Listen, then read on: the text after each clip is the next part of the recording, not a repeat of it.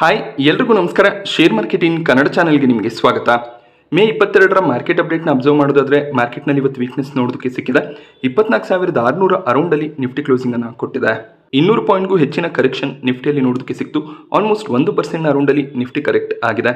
ಸೆನ್ಸೆಕ್ಸ್ನಲ್ಲಿ ಕೂಡ 0.8% ಕರೆಕ್ಷನ್ ನೋಡೋದಕ್ಕೆ ಸಿಕ್ತು. ಬ್ಯಾಂಕ್ ನಿಫ್ಟಿ ಕೂಡ ವೀಕ್ ಆಗಿತ್ತು. 0.3% ಡೌನ್ ಸೈಡ್ನೊಂದಿಗೆ ಬ್ಯಾಂಕ್ ನಿಫ್ಟಿ ಕ್ಲೋಸಿಂಗ್ ಅನ್ನು ಕೊಟ್ಟಿದೆ. ಸೊ ನಿನ್ನೆ US ಮಾರ್ಕೆಟ್ಸ್ಗಳಲ್ಲಿ ವೀಕ್ನೆಸ್ ಇತ್ತು. ಡೆಫಿಸಿಟ್ ಡೇಟಾ ಕೂಡ ಬಂದಿದ್ದ ರೀಸನ್ನಿಂದ US ಮಾರ್ಕೆಟ್ಸ್ಗಳಲ್ಲಿ ಕರೆಕ್ಷನ್ ನೋಡೋದಕ್ಕೆ ಸಿಕ್ಕಿತ್ತು. ಅದರ ಒಂದು ಇಂಪ್ಯಾಕ್ಟ್ ಗ್ಲೋಬಲ್ ಮಾರ್ಕೆಟ್ಸ್ಗಳಲ್ಲಿ ಕೂಡ ನೋಡೋದಕ್ಕೆ ಸಿಕ್ಕಿದೆ. ಇಂಡಿಯನ್ ಮಾರ್ಕೆಟ್ಸ್ನಲ್ಲಿ ಕೂಡ ವೀಕ್ನೆಸ್ ನೋಡೋದಕ್ಕೆ ಸಿಗ್ತದೆ. ನಿಫ್ಟಿಯ ಟಾಪ್ ಗೇನರ್ಸ್ ಮತ್ತು ಲೂಸರ್ಸ್ ಅನ್ನು ಅಬ್ಸರ್ವ್ ಮಾಡಿದಾಗ ಇಂಡಸ್ಇಂಡ್ ಬ್ಯಾಂಕ್ ಇವತ್ತು ಟಾಪ್ ಗೇನರ್ ಆಗಿತ್ತು. 2% ಜಂಪ್ ಇಂಡಸ್ಇಂಡ್ ಬ್ಯಾಂಕ್ ಸ್ಟಾಕ್ ಪ್ರೈಸ್ನಲ್ಲಿ ನೋಡೋದಕ್ಕೆ ಸಿಕ್ಕಿದೆ. ಬಟ್ ಇಂಡಸ್ಇಂಡ್ ಬ್ಯಾಂಕ್ನಲ್ಲಿ ಇವತ್ತು ಸಾಕಷ್ಟು ವೀಕ್ನೆಸ್ ಬರ್ಬೋದು ಅನ್ನೋದೊಂದು ಎಕ್ಸ್ಪೆಕ್ಟೇಷನ್ ಇತ್ತು. ಯಾಕೆಂದರೆ ನಿನ್ನೆ ಇಂಡಸ್ಇಂಡ್ ಬ್ಯಾಂಕ್ ಲಾಸ್ ಅನ್ನು ಡಿಕ್ಲೇರ್ ಮಾಡಿದ್ರು. 20 ವರ್ಷಗಳಲ್ಲಿ ಇದೇ ಮೊದಲನೇ ಬಾರಿಗೆ ಇಂಡಸ್ಇಂಡ್ ಬ್ಯಾಂಕ್ನ ಕಡೆಯಿಂದ ಲಾಸ್ ಡಿಕ್ಲೇರ್ ಆಗ್ತದೆ. 2,328 ಕೋಟಿ ಲಾಸ್ ಅನ್ನು ಡಿಕ್ಲೇರ್ ಮಾಡಿದ್ದಾರೆ. ಹಾಗೆ ಇವರ ಟೋಟಲ್ ಇನ್ಕಮ್ ಕೂಡ year on year quarter on quarter fall ಆಗ್ತದೆ. ಸೊ ಇದಕ್ಕೆ ರೀಸನ್ ಇವರ ಅಕೌಂಟ್ಸ್ನಲ್ಲಿ ಬಂದಂಥ ಒಂದು ಡಿಸ್ಕ್ರಿಪೆನ್ಸೀಸ್ ಆಗಿರುತ್ತೆ. 1,500-1,600 ಕೋಟಿ ಅರೌಂಡಲ್ಲಿ ಲಾಸ್ ಬರ್ಬೋದು ಅನ್ನೋದು ಒಂದು ಎಕ್ಸ್ಪೆಕ್ಟೇಷನ್ ಇತ್ತು. ಬಟ್ 2,328 ಕೋಟಿಯ ಲಾಸ್ ನೋಡೋದಕ್ಕೆ ಸಿಕ್ಕಿದೆ. ಬೆಳಗಿನ ಸೆಷನ್ನಲ್ಲಿ ಇಂಡಸ್ಇಂಡ್ ಬ್ಯಾಂಕಲ್ಲಿ ವೀಕ್ನೆಸ್ ಇತ್ತು. ಅದಾದಮೇಲೆ ಸ್ಟಾಕ್ 2% ರಿಕವರ್ ಆಗಿದೆ. ಕೆಲವೊಂದಿಷ್ಟು ಬ್ರೋಕರೇಜ್ಗಳು ಈಗಲೂ ಕೂಡ ಒಳ್ಳೆ ಒಂದು ರೇಟಿಂಗ್ಸ್ ಅನ್ನು ಇಂಡಸ್ಇಂಡ್ ಬ್ಯಾಂಕ್ಗೆ ಕೊಡ್ತಾ ಇದ್ದಾರೆ. ಬಟ್ ಇಂಡಸ್ಇಂಡ್ ಬ್ಯಾಂಕ್ನ ಈ ಒಂದು ಡಿಸ್ಕ್ರಿಪೆನ್ಸೀಸ್ ಏನು ರೆಕಾರ್ಡ್ ಆಗಿದೆ ಇದರಿಂದ ಕ್ರೆಡಿಬಿಲಿಟಿಯನ್ನು ಅವರು ಕಳ್ಕೊತಾರೆ. ಸೊ ಕೇವಲ ಸ್ಟಾಕ್ ಪ್ರೈಸ್ ಅಷ್ಟೇ ಅಲ್ಲದೆ ಓವರ್ ಆಲ್ ಬಿಸ್ನೆಸ್ನ ಮೇಲೆ ಕೂಡ ಇಂಪ್ಯಾಕ್ಟ್ ಬರುವಂಥ ಚಾನ್ಸಸ್ ಇರುತ್ತೆ. ಯಾಕೆಂದರೆ ಯಾವುದೇ ಒಂದು ಬ್ಯಾಂಕ್ನಲ್ಲಿ ಅಕೌಂಟ್ ರಿಲೇಟೆಡ್ ಇಶ್ಯೂಸ್ ಬಂದಾಗ ಅಥವಾ ಏನಾದರೂ ಫ್ರಾಡ್ ಆಗಿದೆ ಅನ್ನುವಂಥ ನ್ಯೂಸ್ ಬಂದಾಗ ಆ ಬ್ಯಾಂಕ್ನಲ್ಲಿ ಯಾರೆಲ್ಲ ಡೆಪಾಸಿಟ್ಗಳನ್ನು ಮಾಡಿರ್ತಾರೆ ಅವರು ತಮ್ಮ ಡೆಪಾಸಿಟ್ಸನ್ನು ವಿಡ್ರಾ ಮಾಡ್ಕೊಳ್ಳುವಂಥ ಸಾಧ್ಯತೆ ಇರುತ್ತೆ. ಆ ಒಂದು ಬ್ಯಾಂಕನ್ನು ಬಿಟ್ಟು ಬೇರೆ ಬ್ಯಾಂಕ್ನಲ್ಲಿ ಸೇವಿಂಗ್ ಬ್ಯಾಂಕ್ ಅಕೌಂಟ್ಗಳನ್ನು ಸ್ಟಾರ್ಟ್ ಮಾಡ್ಬೋದು. ಲೋನ್ ತಗೊಳ್ಳುವಂಥ ಪ್ಲಾನ್ಸ್ ಇದ್ದರೆ ಆ ಬ್ಯಾಂಕನ್ನು ಬಿಟ್ಟು ಬೇರೆ ಬ್ಯಾಂಕ್ಗಳಿಂದ ಲೋನನ್ನು ತಗೋಬೋದು. ಈ ರೀತಿಯಲ್ಲಿ ಪ್ರಾಬ್ಲಮ್ಸ್ ಬರುವಂಥ ಚಾನ್ಸಸ್ ಇರುತ್ತೆ. ಬಟ್ ಮ್ಯಾನೇಜ್ಮೆಂಟ್ ಇಲ್ಲಿ ಕ್ಲಿಯರ್ ಆಗಿ ಇದೆ. CEO MD ಕೂಡ ತಮ್ಮ ಪೊಸಿಷನ್ಗೆ ರೆಸಿಗ್ನೇಷನ್ ಅನ್ನು ಕೊಟ್ಟಿದ್ದಾರೆ. ಜೂನ್ 30ರ ಒಳಗಾಗಿ ಹೊಸ CEO ನ ನೇಮಕ ಮಾಡೋದಕ್ಕೆ ಡೆಡ್ ಲೈನ್ ಕೂಡ ಇದೆ. ಸೊ ಎಲ್ಲ ಪ್ರಾಬ್ಲಮ್ಸ್ ಸಾರ್ಟ್ ಔಟ್ ಆದರೆ ಇಂಡಸ್ಇಂಡ್ ಬ್ಯಾಂಕ್ ಸ್ಲೋ ಆಗಿ ರಿಕವರ್ ಆಗ್ಬೋದು. ಬಟ್ 1-2 ಕ್ವಾರ್ಟರ್ಗಳಲ್ಲಿ ರಿಕವರಿ ಬರುತ್ತೆ ಅನ್ನುವಂಥ ಎಕ್ಸ್ಪೆಕ್ಟೇಷನ್ ಇಲ್ಲ. 1-2 ವರ್ಷದ ಸಮಯ ಕೂಡ ಆಗ್ಬೋದು. ಸೊ ಸಾಕಷ್ಟು ಬ್ರೋಕರೇಜ್ಗಳು 600-800ವರೆಗೂ ಟಾರ್ಗೆಟ್ಸನ್ನು ಇಂಡಸ್ಇಂಡ್ ಬ್ಯಾಂಕಲ್ಲಿ ಕೊಡ್ತಾ ಇದ್ದಾರೆ. ಇಂಡಸ್ಇಂಡ್ ಬ್ಯಾಂಕ್ ಈಗ 785ರ ಪ್ರೈಸ್ನಲ್ಲಿ ಟ್ರೇಡ್ ಆಗ್ತದೆ. ಅಂದರೆ ಈ ಒಂದು ಪ್ರೈಸ್ನಿಂದ ಹೆಚ್ಚಿನ ಒಂದು ಅಪ್ಸೈಡ್ನ ಪಾಸಿಬಿಲಿಟಿ ಇರೋದಿಲ್ಲ ಅನ್ನೋದು ಸಾಕಷ್ಟು ಬ್ರೋಕರೇಜ್ಗಳ ವ್ಯೂ ಕೂಡ ಆಗಿರುತ್ತೆ.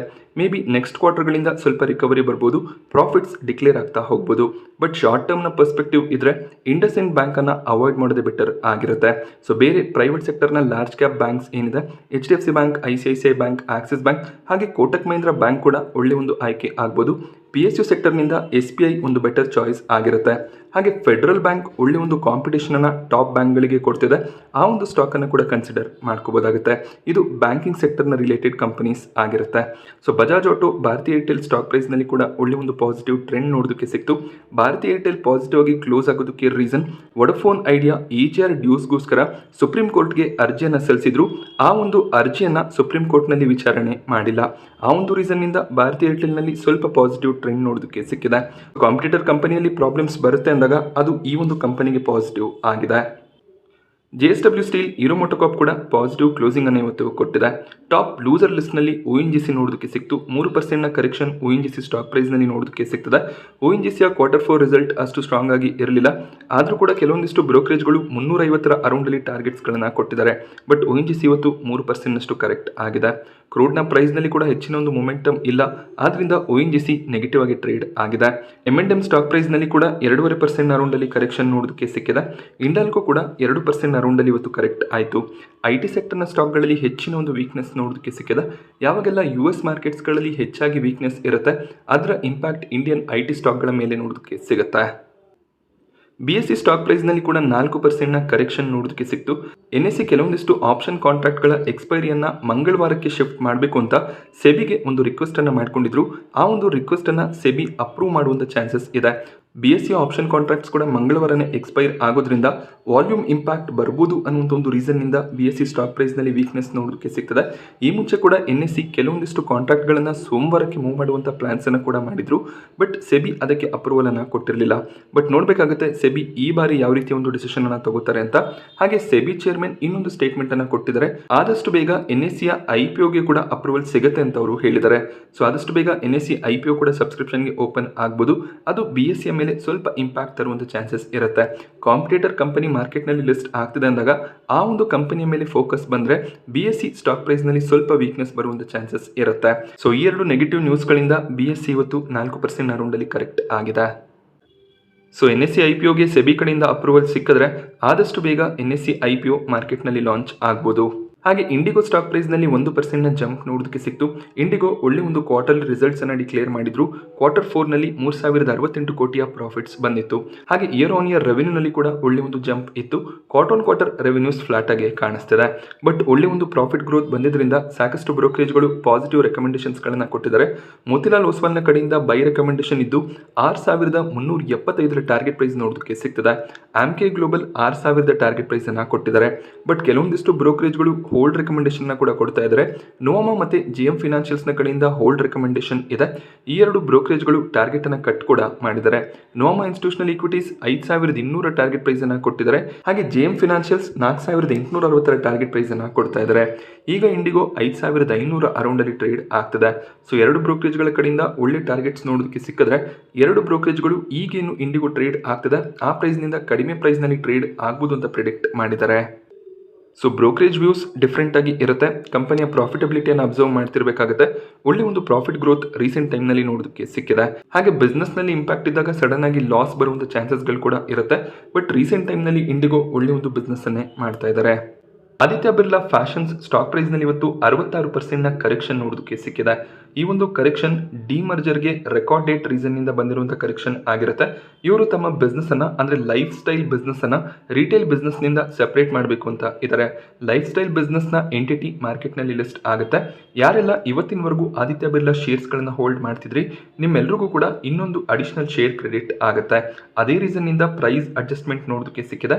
1:1 ರೇಷಿಯೋನ ಕಂಪನಿ ಸೆಟ್ ಮಾಡಿದ್ರು. ಸೊ ಆದಿತ್ಯ ಬಿರ್ಲಾ ಫ್ಯಾಷನ್ನ ರೆಕಾರ್ಡ್ ಡೇಟ್ ಇದ್ದಿದ್ರಿಂದ ಪ್ರೈಸ್ ಅಡ್ಜಸ್ಟ್ಮೆಂಟ್ ಆಗಿದೆ. ಯಾವುದೇ ರೀತಿಯ ಕನ್ಸರ್ನ್ ಇರೋದಿಲ್ಲ. GRSE ಸ್ಟಾಕ್ ಪ್ರೈಸ್ನಲ್ಲಿ 11% ಜಂಪ್ ನೋಡೋದಕ್ಕೆ ಸಿಕ್ತು. ಇದಕ್ಕೆ ರೀಸನ್ ನ್ಯಾವಲ್ ವಾರ್ಶಿಪ್ ಕಾಂಟ್ರಾಕ್ಟ್ ಅನ್ನ ಕಂಪನಿ ಪಡ್ಕೊಂಡಿದ್ದಾರೆ. 25,000 ಕೋಟಿಯ ಪ್ರಾಜೆಕ್ಟ್ GRSEಗೆ ಸಿಗ್ತದೆ. ಸೊ ಈ ಒಂದು ಪ್ರಾಜೆಕ್ಟ್ಗೆ ಅತಿ ಕಡಿಮೆ ಬಿಡ್ಡಿಂಗ್ ಅನ್ನ GRSE ಮಾಡಿದ್ರು. ಆದ್ರಿಂದ ಈ ಪ್ರಾಜೆಕ್ಟ್ GRSEಗೆ ಸಿಗ್ತದೆ.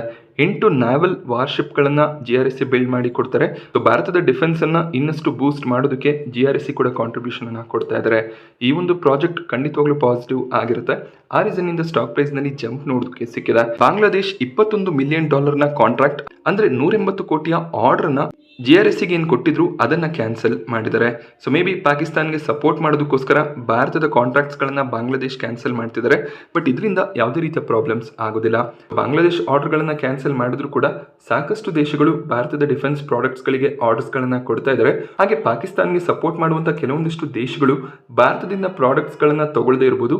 ಬಟ್ ಸಾಕಷ್ಟು ಬೇರೆ ದೇಶಗಳು ಭಾರತದಿಂದ ಖಂಡಿತವಾಗ್ಲೂ ಪ್ರಾಡಕ್ಟ್ಸ್ಗಳನ್ನ ತಗೋತಾರೆ. ಬಾಂಗ್ಲಾದೇಶ್, ಟರ್ಕಿ, ಅಜರ್ಬೈಜಾನ್ ಈ ರೀತಿಯ ಕಂಟ್ರಿಗಳ ಜೊತೆಯಲ್ಲಿ ಒಳ್ಳೆ ರಿಲೇಶನ್ಶಿಪ್ ಇಟ್ಕೊಂಡಂಥ ಕಂಪನಿಗಳಿಗೆ ಸ್ವಲ್ಪ ಆರ್ಡರ್ ಲಾಸ್ ಆಗುವಂಥ ಚಾನ್ಸಸ್ ಇರುತ್ತೆ. ಆ ಕಂಪನಿಗಳ ಮೇಲೆ ಸ್ವಲ್ಪ ಇಂಪ್ಯಾಕ್ಟ್ ಬರ್ಬೋದು. ಆಮ್ಕ್ಯೂರ್ ಫಾರ್ಮಾಸ್ಯೂಟಿಕಲ್ ಸ್ಟಾಕ್ ಪ್ರೈಸ್ನಲ್ಲಿ 10% ಜಂಪ್ ನೋಡೋದಕ್ಕೆ ಸಿಕ್ತು. ಇದಕ್ಕೆ ರೀಸನ್ ಕಂಪನಿ ಡಿಕ್ಲೇರ್ ಮಾಡಿದಂಥ ರಿಸಲ್ಟ್ ಆಗಿರುತ್ತೆ. Year on year profits 64% increase ಆಗಿದೆ. ಕ್ವಾರ್ಟರ್ ಕೂಡ ಪ್ರಾಫಿಟ್ನಲ್ಲಿ ಒಳ್ಳೆ ಒಂದು ಜಂಪ್ ನೋಡೋದಕ್ಕೆ ಸಿಕ್ಕಿದೆ. 189 ಕೋಟಿ ಪ್ರಾಫಿಟ್ಸ್ ಅನ್ನ ಆಮ್ಕ್ಯೂರ್ ಫಾರ್ಮಾ ಡಿಕ್ಲೇರ್ ಮಾಡಿದ್ದಾರೆ. ಸೊ ಒಂದು ಸ್ಟ್ರಾಂಗ್ ರಿಸಲ್ಟ್ ಬಂದಿದ್ದರಿಂದ ಸ್ಟಾಕ್ ಪ್ರೈಸ್ನಲ್ಲಿ ಜಂಪ್ ನೋಡೋದಕ್ಕೆ ಸಿಗ್ತದೆ. ಹಾಗೆ ಡಿವಿಡೆಂಡ್ ಅನ್ನು ಕೂಡ ಅನೌನ್ಸ್ ಮಾಡಿದ್ದಾರೆ. ₹3 ಡಿವಿಡೆಂಡ್ ಅನೌನ್ಸ್ ಆಗ್ತಿದೆ. ಆಮ್ಕ್ಯೂರ್ ಫಾರ್ಮಾ ಹೈಯರ್ ಲೆವೆಲ್ಸ್ನಿಂದ ಸಾಕಷ್ಟು ಕರೆಕ್ಟ್ ಆಗಿತ್ತು. ಈಗ ಒಳ್ಳೆ ಒಂದು ರಿಸಲ್ಟ್ ಬಂದಿರೋದ್ರಿಂದ ಸ್ಟಾಕ್ ಪ್ರೈಸ್ನಲ್ಲಿ ರಿಕವರಿ ನೋಡೋದಕ್ಕೆ ಸಿಗ್ತದೆ. ಇನ್ನೊಂದು ಫಾರ್ಮಾ ಸೆಕ್ಟರ್ನ ಕಂಪನಿ ಮ್ಯಾನ್ಕೈಂಡ್ ಫಾರ್ಮಾ ಸ್ಟಾಕ್ ಪ್ರೈಸ್ನಲ್ಲಿ 4% ಕರೆಕ್ಷನ್ ನೋಡೋದಕ್ಕೆ ಸಿಕ್ತು. ಇವರ profits year on year 10% correct ಆಗಿದೆ. ಆದ್ರಿಂದ ಸ್ಟಾಕ್ ಪ್ರೈಸ್ನಲ್ಲಿ ವೀಕ್ನೆಸ್ ನೋಡೋದಕ್ಕೆ ಸಿಗ್ತದೆ. ಕೆಲವೊಂದಿಷ್ಟು ಬ್ರೋಕರೇಜ್ಗಳು ಮ್ಯಾನ್ಕೈಂಡ್ ಫಾರ್ಮಾದಲ್ಲಿ ಸೆಲ್ ಕಾಲ್ ಅನ್ನು ಕೂಡ ಕೊಟ್ಟಿದ್ರು. ಸೊ ಈ ಒಂದು ಕ್ವಾರ್ಟರ್ನಲ್ಲಿ ಪರ್ಫಾರ್ಮೆನ್ಸ್ ಅಷ್ಟು ಸ್ಟ್ರಾಂಗ್ ಆಗಿ ಬಂದಿಲ್ಲ. ಮೇ ಬಿ ನೆಕ್ಸ್ಟ್ ಕ್ವಾರ್ಟರ್ನಲ್ಲಿ ಪರ್ಫಾರ್ಮೆನ್ಸ್ ಇಂಪ್ರೂವ್ ಆಗ್ಬೋದು. IPOಗಳ ವಿಚಾರಕ್ಕೆ ಬಂದಾಗ ಬೋರಾನಾ ವೀವಿಂಗ್ನ ಕೊನೆ ದಿನದ ಸಬ್ಸ್ಕ್ರಿಪ್ಷನ್ ಎಂಡ್ ಆಗಿದ್ದು ಒಳ್ಳೆ ಒಂದು ಸಬ್ಸ್ಕ್ರಿಪ್ಷನ್ ಫಿಗರ್ಸ್ ನೋಡೋದಕ್ಕೆ ಸಿಗ್ತದೆ. ಟೋಟಲ್ ಆಗಿ ಇಶ್ಯೂ 148 ಟೈಮ್ ಸಬ್ಸ್ಕ್ರೈಬ್ ಆಯಿತು. ರಿಟೇಲ್ ಕ್ಯಾಟಗರಿ 1ರಲ್ಲೇ 200 ಟೈಮ್ ಸಬ್ಸ್ಕ್ರಿಪ್ಷನ್ ನೋಡೋದಕ್ಕೆ ಸಿಗ್ತದೆ. ಸಣ್ಣ ಸೈಜ್ನ IPO ಆಗಿತ್ತು. ರಿಟೇಲ್ ಕ್ಯಾಟಗರಿಯಲ್ಲಿ 10% ಆಫರ್ ಇತ್ತು. ಆದ್ದರಿಂದ ರಿಟೇಲ್ ಕ್ಯಾಟಗರಿಯಲ್ಲಿ ಹೆಚ್ಚಿನ ಸಬ್ಸ್ಕ್ರಿಪ್ಷನ್ ಬಂದಿದೆ. NII ಕ್ಯಾಟಗರಿಯಲ್ಲಿ ಕೂಡ 237 ಟೈಮ್ನ ಸಬ್ಸ್ಕ್ರಿಪ್ಷನ್ ನೋಡೋದಕ್ಕೆ ಸಿಗ್ತದೆ. ಸೊ ಬಹಳ ದಿನಗಳ ನಂತರ ಈ ರೀತಿಯ ಒಂದು ಸಬ್ಸ್ಕ್ರಿಪ್ಷನ್ IPOನಲ್ಲಿ ನೋಡೋದಕ್ಕೆ ಸಿಗ್ತದೆ. ಹಾಗೆ ಇವತ್ತಿನ ದಿನ ₹48 ಪ್ರೀಮಿಯಂ ಕಾಣಿಸ್ತಿದ್ದು 22% ಲಿಸ್ಟಿಂಗ್ ಗೇನ್ ಎಕ್ಸ್ಪೆಕ್ಟೇಷನ್ ಇರುತ್ತೆ. ಹಾಗೆ ಎರಡನೇ IPO ಬೆಲ್ರೈಸ್ ಇಂಡಸ್ಟ್ರೀಸ್. ಈ ಒಂದು IPO ಬಗ್ಗೆ ಕೂಡ ಡೀಟೇಲ್ ವಿಡಿಯೋನ ಮಾಡಿದ್ದೀನಿ. ವಿಡಿಯೋ ನೋಡಿಲ್ಲ ಅಂದರೆ ಲಿಂಕ್ ನಿಮಗೆ ಡಿಸ್ಕ್ರಿಪ್ಷನ್ ಬಾಕ್ಸಲ್ಲಿ ಅವೈಲೇಬಲ್ ಇರುತ್ತೆ. ಪ್ರೀಮಿಯಂ ಇನ್ಕ್ರೀಸ್ ಆಗ್ತದೆ, 19 ರೂಪಾಯಿಯ ಪ್ರೀಮಿಯಂ ಇದೆ, 21% ಲಿಸ್ಟಿಂಗ್ ಗೇನ್ ಎಸ್ಟಿಮೇಷನ್ಸ್ ಇರುತ್ತೆ. ಎರಡನೇ ದಿನದ ಸಬ್ಸ್ಕ್ರಿಪ್ಷನ್ ಎಂಡ್ ಆಗಿದ್ದು ರಿಟೇಲ್ ಕ್ಯಾಟಗರಿ 1.5 ಟೈಮ್ ಮಾತ್ರ ಸಬ್ಸ್ಕ್ರೈಬ್ ಆಗಿದೆ. NIA ಕ್ಯಾಟಗರಿಯಲ್ಲಿ ಆಲ್ಮೋಸ್ಟ್ 10 ಟೈಮ್ ಸಬ್ಸ್ಕ್ರಿಪ್ಷನ್ ಬಂದಿದೆ. ಸೊ ಈ ಒಂದು IPOನಲ್ಲಿ ಅಲಾಟ್ಮೆಂಟ್ನ ಚಾನ್ಸಸ್ ಇರುತ್ತೆ. ಸ್ವಲ್ಪ ರಿಸ್ಕ್ ತಗೋತೀರಾ ಅಂದರೆ ಖಂಡಿತವಾಗ್ಲೂ ಈ ಒಂದು IPOನಲ್ಲಿ ಅಪ್ಲೈ ಮಾಡ್ಬೋದು. ಸೊ ನಾಳೆ ಮೇ 23 ಕೊನೆ ದಿನ ಆಗಿರುತ್ತೆ. ಅಪ್ಲಿಕೇಶನ್ಸನ್ನು ಹಾಕಿದ್ರೆ ಅಕಸ್ಮಾತ್ ನಿಮ್ಮ ಹತ್ರ 3-4 ಅಕೌಂಟ್ಸ್ ಇದ್ದರೆ ಒಂದು ಅಕೌಂಟ್ನಲ್ಲಿ ಅಲಾಟ್ಮೆಂಟ್ ಸಿಗುವಂಥ ಚಾನ್ಸಸ್ ಇರುತ್ತೆ. ಬಟ್ ಮಾರ್ಕೆಟ್ನಲ್ಲಿ ವೀಕ್ನೆಸ್ ಬಂದರೆ ಪ್ರೀಮಿಯಂ ಫಾಲ್ ಆಗ್ಬೋದು, ಅದನ್ನು ಕೂಡ ಗಮನದಲ್ಲಿ ಇಟ್ಕೋಬೋದಾಗುತ್ತೆ. ಸ್ವಲ್ಪ ರಿಸ್ಕ್ ತಗೋತೀರಾ ಅಂದರೆ ಒಳ್ಳೆ ಒಂದು ಪ್ರಾಫಿಟ್ಸನ್ನು ಈ ಒಂದು IPOನಿಂದ ಮಾಡ್ಕೋಬೋದು. ನಾನು ನಿಮಗೆ ಮಾರ್ಕೆಟ್ನ ಬಗ್ಗೆ ಕೊಟ್ಟಂಥ ಇನ್ಫಾರ್ಮೇಷನ್ ಇಷ್ಟ ಆದರೆ ವಿಡಿಯೋನ ಲೈಕ್ ಮಾಡಿ. ಹಾಗೆ ಇದೇ ರೀತಿಯ ಮಾರ್ಕೆಟ್ ಅಪ್ಡೇಟ್ಸ್ಗಳಿಗೋಸ್ಕರ ಚಾನಲ್ನ ಸಬ್ಸ್ಕ್ರೈಬ್ ಮಾಡ್ಕೊಳ್ಳಿ. Thank you friends.